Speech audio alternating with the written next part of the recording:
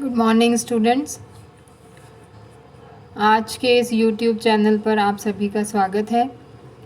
आज हम अध्ययन कर रहे हैं क्लासिफिकेशन ऑफ टिश्यू। मैं doctor Jyoti Sachan, assistant professor SMM government girls college Bhilwara.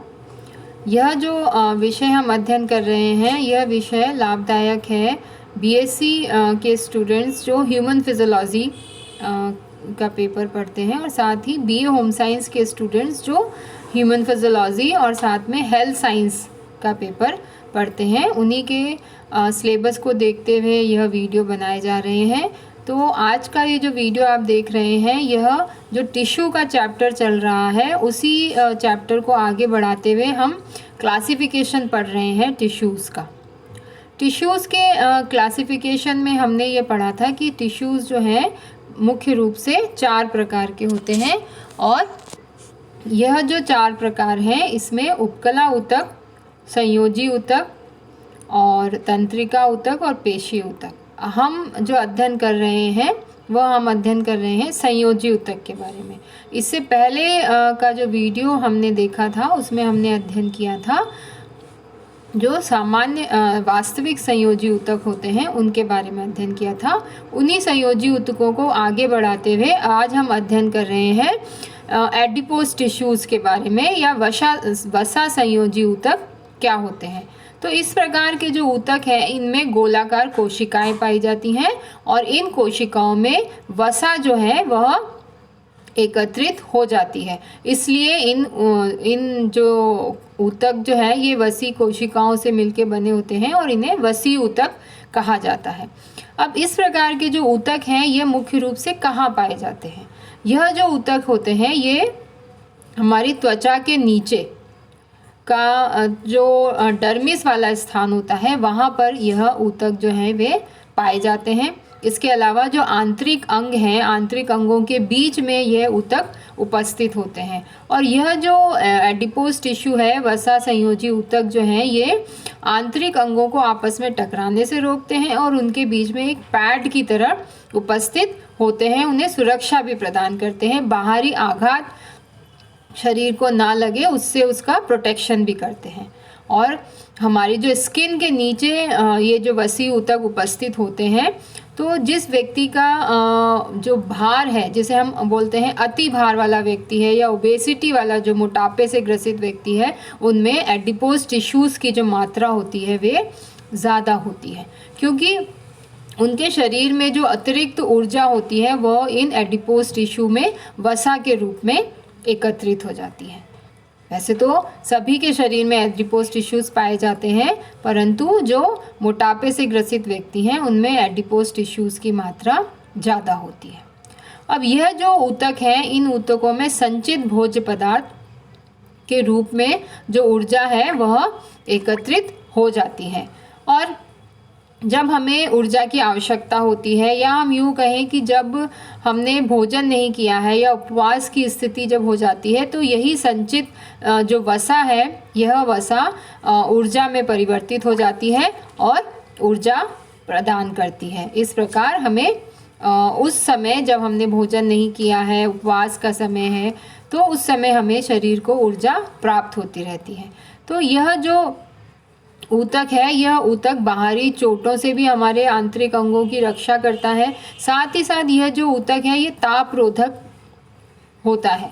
ताप रोधक होने का मतलब होता है यह जो ठंड से शरीर की सुरक्षा करता है।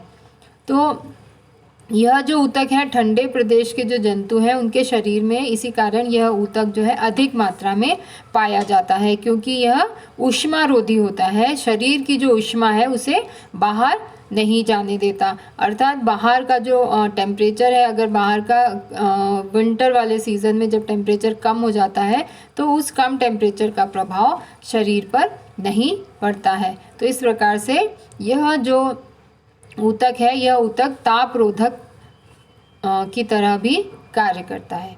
और अतिरिक्त मात्रा में यदि वसा ग्रहण की जाती है तो, या अतिरिक्त मात्रा में ऊर्जा ग्रहण की जाती है, तो वह ऊर्जा शरीर में इस वसी ऊतक के रूप में संग्रहित हो जाती है। तो इस प्रकार यह जो एडिपोज टिश्यूज़ हैं ये अगर सामान्य मात्रा में उपस्थित हैं तो ये शरीर के लिए लाभदायक होते हैं। इसके अतिरिक्त अन्य संयोजी ऊतक जो पाए जाते हैं उसमें आता है श्वेत तंतुमय ऊतक। श्वेत तंतुमय ऊतक या वाइट फाइब्रस टिश्यूज़ इन्हें कहा जाता है और ये ऊतक एक दूसरे के समानांतर तंतु के समान स्थित होते हैं और इन तंतुओं के बीच में कोशिकाएं पाई जाती हैं, उनमें केंद्रक भी पाया जाता है।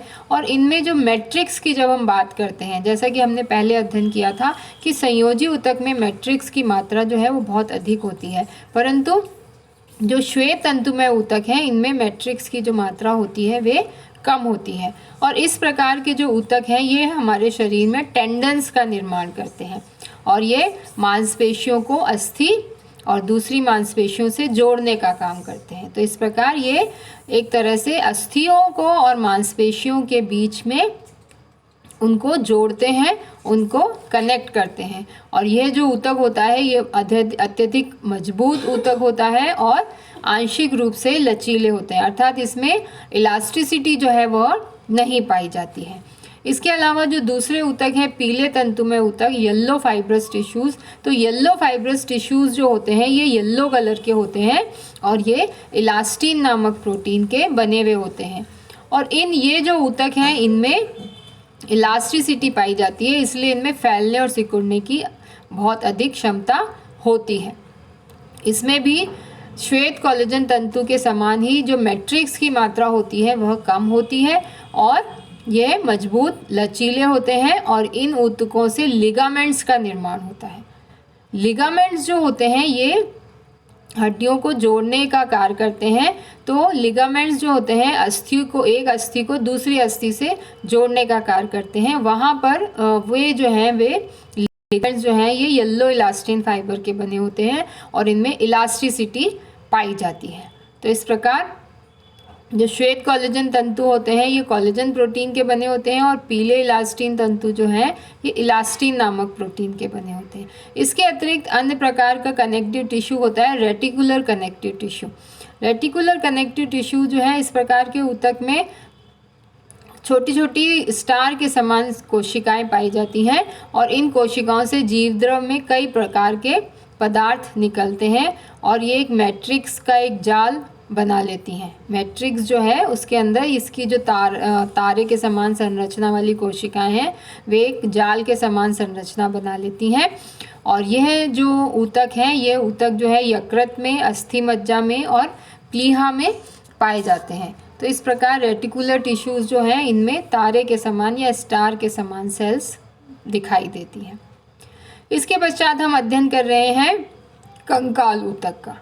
कंकाल ऊतक जो है हमारे शरीर का बहुत ही महत्वपूर्ण ऊतक होता है और यह जो ऊतक जो है ये शरीर को तथा ये हमारे शरीर को सहारा प्रदान करता है, मजबूती प्रदान करता है। इसी ऊतक के कारण हमारे जो शरीर होता है जीव का उसे एक शेप मिलता है और यह हमेशा शरीर के अंदर पाया जाता है। यह शरीर का अंतः कंकाल बनाता है। जो कंकाल की हम बात करते हैं वह कंकाल या अस्थियों का जो ढांचा जिससे हमारा शरीर बना है वह इन्हीं कंकाल ऊतकों से बना है।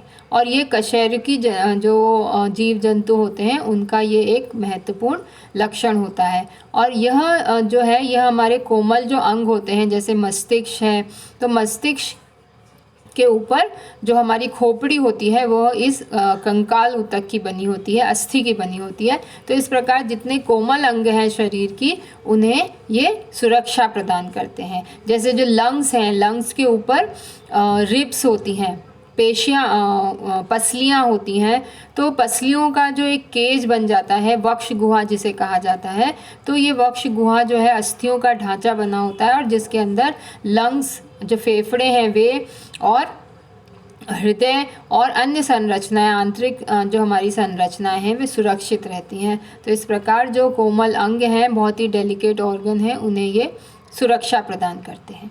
तो इस प्रकार आज हमने जो अध्ययन किया संयोजी ऊतकों के बारे में और साथ ही साथ हमने अध्ययन किया कंकाल ऊतक। अब कंकाल ऊतक कितने प्रकार के होते हैं इसके बारे में हम अध्ययन इसके नेक्स्ट वीडियो में करेंगे। धन्यवाद।